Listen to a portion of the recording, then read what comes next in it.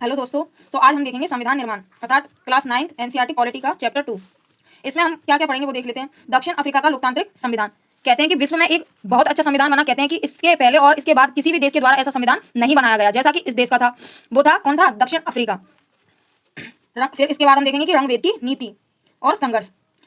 यहाँ पर क्या थी? अव्यवस्था थी। क्या था? रंगभेद, यानी कि जो श्वेत और अश्वेत लोग थे उनके बीच में जो अश्वेत लोग थे वे क्या कर रहे थे? संघर्ष कर रहे थे कि उनको अधिकार समान प्राप्त हो। उसके बाद में हम देखेंगे एक नए संविधान की ओर, अर्थात जब नया संविधान बनेगा, संघर्ष किया तो नया संविधान बना, और नया संविधान बना तो फिर उनको क्या था? व्यवस्थित संविधान के लिए जाना जाने लगा। अर्थात शोषण की व्यवस्था क्या हो गई? यहाँ पर आकर खत्म हो गई। संविधान की जरूरत क्यों है? इसके बाद हम क्या देखेंगे कि संविधान की जरूरत क्यों है। फिर इसके बाद देखते हैं हम भारतीय संविधान का निर्माण और रास्ता। फिर देखेंगे हम संविधान सभा। इसके बाद हम देखते हैं भारतीय संविधान के बुनियादी मूल्य। फिर आ जाता है संविधान का दर्शन। यहाँ पर भारतीय संविधान के मूल बुनियादी मूल्यों में क्या देखते हैं हम? जो संविधान सभा में जो सदस्य रहे हैं, अर्थात जो जिन्होंने संविधान के बारे में विचार अपने लिखे हैं, दिए हैं विचार, उनको यहाँ पर हम देखेंगे। और संविधान का दर्शन अर्थात जो भारत संविधान की उद्देशिका है, प्रस्तावना है, वो यहाँ पर हम देखेंगे। तो हम चलते हैं पहले रंगभेद, अर्थात जो नेल्सन मंडेला का एक कथन है। वो कहते हैं कि मैंने गोरों के प्रभुत्व के खिलाफ संघर्ष किया। किसने किया था गोरों के प्रभुत्व के खिलाफ संघर्ष? नेल्सन मंडेला ने। यहाँ पर हम देखते हैं कि इनकी प्रॉब्लम क्या थी। जो नेल्सन मंडेला थे वो संघर्ष क्यों कर रहे थे कि अश्वेत लोग थे, उनको कोई अधिकार नहीं था बिल्कुल भी। उनकी प्रॉब्लम असलियत में उनकी प्रॉब्लम क्या थी? रंगभेद, अर्थात उनको जो काला रंग था उनका, इसलिए उनको उस काले रंग के पीछे जज किया जा रहा था हर तरीके से। और इसके बाद हम देखते हैं कि जो श्वेत लोग हैं उनकी जनसंख्या कितनी है? 25%। उसके बाद हम देखते हैं कि अश्वेत लोगों की जनसंख्या कितनी है? 75%। लेकिन यहाँ पर जो श्वेत लोग हैं वो अल्पसंख्यक है और अश्वेत लोग हैं वो बहुसंख्यक है। लेकिन शासन किसका है? यहाँ पर श्वेत लोगों का है।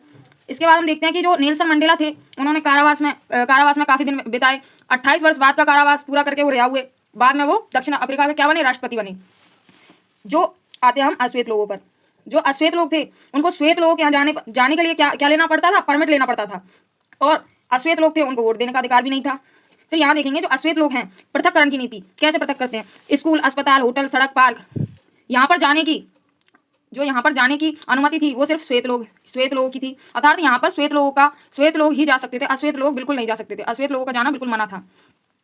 हम देखते हैं कि स्कूल ये सब अलग अलग से अश्वेत लोगों के लिए थे। इनकी चीज़ों का इस्तेमाल, अर्थात जो श्वेत लोग हैं इनकी चीज़ों का जो ये हैं, इनकी चीज़ों का जो इस्तेमाल है वो अश्वेत लोग नहीं कर सकते थे। श्वेत लोगों की चीज़ों का इस्तेमाल कौन नहीं कर सकते थे? अश्वेत लोग नहीं कर सकते थे। वहाँ जो समुद्री किनारे पर एक तख्ती टांगी जाती थी और उस पर लिखा होता था कि कानून की धारा 37 के तहत इस तट पर नहाने का अधिकार श्वेत लोगों का है, अर्थात गोरे लोगों का है।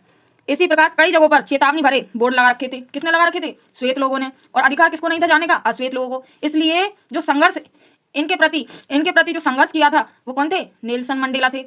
फिर हम इसके बाद आगे चलते हैं। अब देखेंगे हम आगे देखते हैं एक नए संविधान की ओर। तो हम यहाँ से एक नए संविधान की ओर चलते हैं जिसे नेल्सन मंडेला ने बना।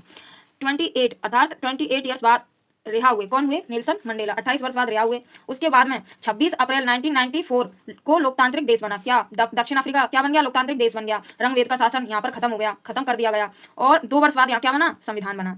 उसके बाद हम यहाँ की जो संविधान की समानता है वो देख लेते हैं। समानता, लोकतांत्रिक मूल्य, सामाजिक न्याय, अधिकार, मानव अधिकार।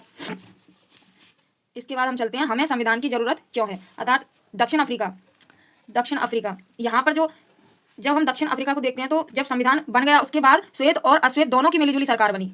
क्या बनी? दोनों की मिलीजुली सरकार बनी। किसकी? श्वेत और अश्वेत लोगों की। और इसे ही क्या कहा गया? इंद्रधनुषी सरकार कहा गया।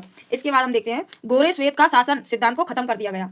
किसके शासन सिद्धांत को खत्म कर दिया गया? गोरे श्वेत, अर्थात गोरों का शासन सिद्धांत खत्म कर दिया गया। लोकतांत्रिक, इसके बाद में हम लोकतांत्रिक पद्धति वहां अपनाई गई। एक व्यक्ति एक वोट को माना गया। अश्वेत वहां क्या थे? बहुसंख्यक थे। अश्वेत बहुसंख्यक का शासन, वह फैसले बहुसंख्यक आधार पर शासन नहीं। अर्थात नेल्सन मंडेला ने कहा कि मैं श्वेतों और अश्वेतों दोनों के प्रभुत्व का विरोध करता हूं कि किसी की मनमानी नहीं चलेगी। जब मिलीजुली सरकार बनी तो क्या हो गई? वहां पर समानता आ गई। वहां पर दोनों के लिए समान अधिकार थे। उसके बाद हम देखते हैं यहाँ पर रूल्स, नियम। तो यहाँ पर नियम बनाना जरूरी हो गया और यहाँ पर नियम लागू भी होना चाहिए था। देखो, श्वेत अल्पसंख्यक थे वहाँ पर, कि वहाँ जो अश्वेत लोग हैं वो बहुसंख्यक थे, कि उनके साथ श्वेत लोगों ने इतना अत्याचार किया कि अगर श्वेत लोगों को समान अधिकार नहीं प्राप्त होता तो अश्वेत लोग जमीन संपत्ति हड़प जाते। इसलिए वहाँ पर दोनों को समान अधिकार मिले कि अश्वेत लोग उनकी जमीन संपत्ति, अश्वेत लोगों की जो जमीन और संपत्ति है वो हड़पी ना जाए। किसके द्वारा? अश्वेत लोगों के द्वारा। और नियमों को फिर लागू करना और वहाँ पर जो नियम है उनको मानने की बाध्यता हो। अर्थात हम देखते हैं लिखित रूप से संविधान कहलाया। तो हम देखते हैं कि जो नागरिक हैं और सरकार है दोनों के लिए जो संविधान है वो सर्वोच्च कानून है। संविधान क्या है? सर्वोच्च कानून है। संविधान से बड़ा कोई नहीं है और कुछ भी नहीं है। फिर हम आते हैं संविधान, भारतीय संविधान का निर्माण। अर्थात जब संविधान बना परिस्थितियां कैसी थी और किस दौर से गुजर रही थी, और वहाँ किस दौर से गुजर रही थी? बहुत ही विभीषिका से, हिंसा से, जो दंगे हुए थे वहाँ पर कम से लगभग 10 लाख लोग मारे गए। अर्थात कितने लोग मारे गए? 10 लाख लोग मारे गए। जब संविधान लिखा जा रहा था तब भविष्य इतना सुरक्षित नहीं था कि उसे सुकून से लिखा जाए। क्या नहीं था? जब हमारे यहाँ संविधान लिखा जा रहा था, जो भारतीय संविधान है, जब संविधान लिखा जा रहा था ना, तो हमारे यहाँ भविष्य इतना सुरक्षित नहीं था कि हम इसे सुकून से लिख सकें। तब उस वक्त की जो परेशानियां थी उनको दूर करने के लिए मूल्य हैं जो उसमें डाले गए थे। किसमें? भारतीय संविधान में। इसके बाद हम देखते हैं भारतीय संविधान का रास्ता। जो 1928 में जो मोतीलाल नेहरू थे और अन्य संविधान के जो सदस्य थे इन्होंने संविधान की एक रूपरेखा रखी। उसके बाद हम देखते हैं 1931 कराची अधिवेशन में भारतीय राष्ट्रीय कांग्रेस औपचारिक रूप से संविधान की एक रूपरेखा रखी। सार्वभौमिक वयस्क मताधिकार और स्वतंत्रता, समानता, अल्पसंख्यक के अधिकारों की रक्षा। यहाँ पर क्या थी? अधिकारों की रक्षा जरूरी थी। संस्थाएं थी, अर्थात जो संस्थाएं थी उस वक्त अधिनियम बने। इस मूल्यों से संविधान तैयार हुआ। यहाँ पर क्या हुआ? इन मूल्यों से संविधान तैयार हुआ। ब्रिटिश काल में राजनीतिक संस्थाएं अधिनियम संविधान का स्वरूप निर्धारित किया। इसके बाद हम देखते हैं कि भारत में 1937 में प्रारंभिक असेंबलियां चुनाव हुए। जो असेंबलियां हैं उनका क्या हुआ? चुनाव हुआ। अर्थात जो कैबिनेट जो इन मूल्यों को क्यों तैयार किया गया था? इन मूल्यों को तैयार किया गया था जो संस्थाएं थी, अर्थात जो संस्थाएं हैं और जो संस्थाएं थी उस वक्त में अधिनियम बने। जो संस्थाएं थी उस वक्त में क्या बन गए? अधिनियम बन गए। इन मूल्यों से ही क्या हुआ? संविधान तैयार हुआ। उसके बाद हम देखते हैं कि भारत में 1937 में प्रारंभिक असेंबलियां चुनाव हुए थे और 1935 का भारतीय शासन अधिनियम, अर्थात इसके तहत जो 70% भाग है वो कहाँ से लिया गया? हमारे संविधान का वो लिया गया 1935 का भारतीय शासन अधिनियम से। यहाँ से लिए गए थे कि 70% भाग कहाँ से लिया गया था? 1935 अधिनियम से। इसके बाद हम देखते हैं फ्रांसीसी क्रांति के आदर्शों को अपनाया गया और ब्रिटेन के संसदीय लोकतंत्र को, यहाँ से क्या लिए गए? फ्रांसीसी क्रांति, वहाँ से आदर्शों को अपनाया गया। अर्थात फिर हम देखते हैं कि जो अमेरिका है वहाँ से क्या लिए गए? जो हमारे संविधान में जो फंडामेंटल राइट्स है अर्थात मौलिक अधिकार है वो कहाँ से लिए गए थे? अमेरिका से। फिर देखते हैं हम समाजवादी क्रांति, ये कहाँ से आई? रूस से। इसके बाद हम आ जाते हैं संविधान सभा। अर्थात जो संविधान सभा है, जो चुने हुए जनप्रतिनिधियों ने संविधान निर्माण का काम किया। अर्थात जो संविधान लिखने का काम किसने किया था? संविधान लिखने का काम चुने हुए जनप्रतिनिधियों ने संविधान निर्माण का काम किया। और जो कैबिनेट मिशन है, ये हमारी यूपीएससी में ये क्वेश्चन आया था कि जो कैबिनेट मिशन है, पूछा गया था कि जो कैबिनेट मिशन है उसके चुनाव कब हुए। अर्थात हम देखेंगे कि पहले जैसे कि जो चुनाव हुए थे वो किसके आधार पर हुए थे? कैबिनेट मिशन के आधार पर हुए थे। ये यूपीएससी में क्वेश्चन पूछा गया है। तो हम देखते हैं जुलाई 1946 में चुनाव हुए और जो पहली बैठक है वो कब हुई थी? हमारे यहाँ दिसंबर 1946 को हुई थी। और 1947 का जो बंटवारा है उसके बाद जो सदस्य हमारे यहाँ रह गए थे 299 सदस्य थे। और संविधान को पारित कब किया गया था? 26 नवंबर 1949 को। ये सब आपको पता ही होगा। और लागू कब हुआ था? 26 जनवरी 1950 को। इसके बाद हम देखते हैं कि 3 वर्ष में कितनी बैठक हुई है? 114 बैठकें हुई जिनमें चर्चा हुई। उन शब्दों को क्या किया जाता था? रिकॉर्ड किया जाता था। संविधान सभा में जो चर्चा हुई है रिकॉर्ड किया गया। और जो 12 खंड हैं उनको जोड़कर संविधान बना और हर खंड को लोगों के द्वारा लोगों के बीच क्या किया गया? पहुंचाया गया कि हर व्यक्ति है उसको पता हो। इसके बाद हम आ जाते हैं ये भारतीय संविधान के बुनियादी मूल्यों पर। संविधान के पीछे का दर्शन क्या है? संविधान के पीछे का दर्शन जब देखते हैं तो हमें इन 2 बातों को देखना पड़ता है कि पहली बात देखते हैं हम अपने नेताओं के संविधान संबंधी विचार पढ़कर समझ सकते हैं। अर्थात जो संविधान संबंधी विचार पढ़कर समझ सकते हैं क्या? संविधान के पीछे का दर्शन है। अर्थात इसके बाद हम देखते हैं परंतु हमारा संविधान स्वयं अपने दर्शन के बारे में जो कहता है उसे पढ़ना भी उतना ही जरूरी है। संविधान की प्रस्तावना यही काम करती है। क्या करती है? संविधान के पीछे का दर्शन हमें बताती है।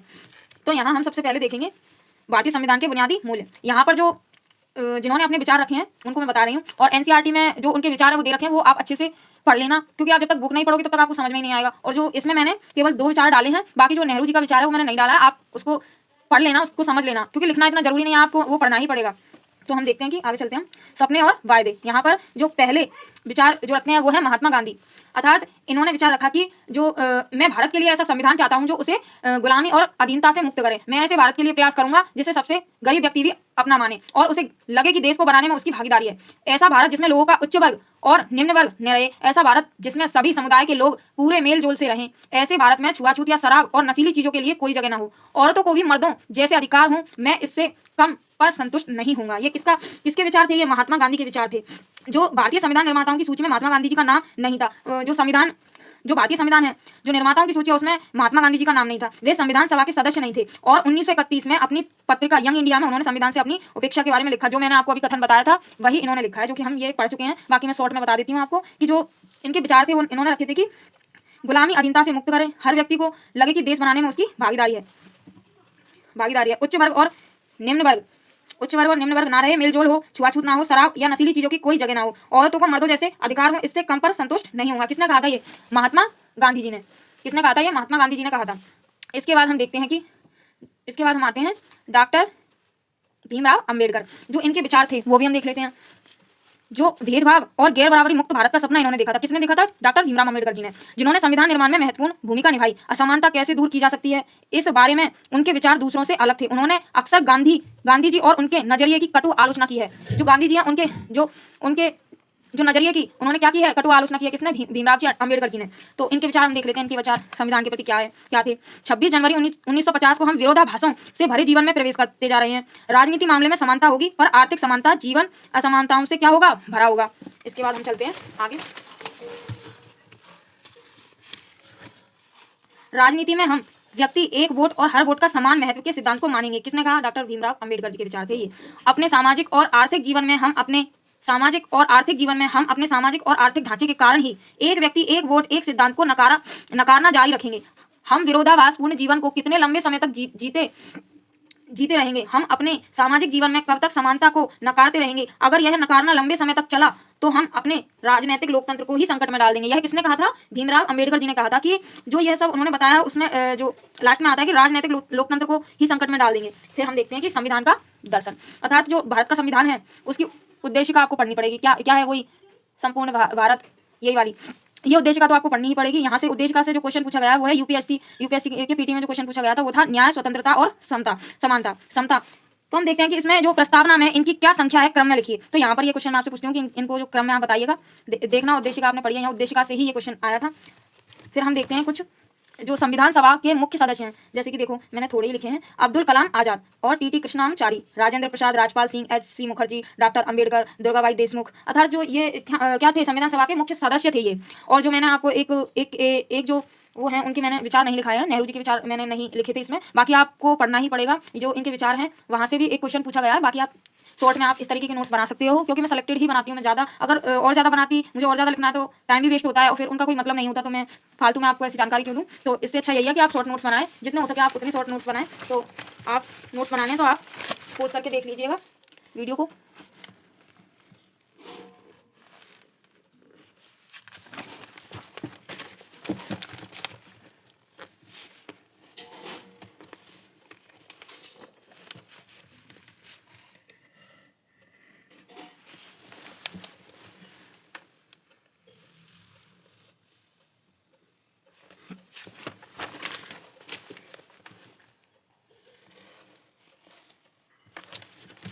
तो ठीक है दोस्तों, अगर आपको मेरी वीडियो अच्छी लगी हो तो लाइक करना, सब्सक्राइब करना चैनल को। और मैं अगला पार्ट लेकर आऊँगी नोट्स का, जो कि क्लास 9 की एनसीईआरटी से पॉलिटी से है। उसको हम अगले दिन देखते हैं। ठीक है दोस्तों।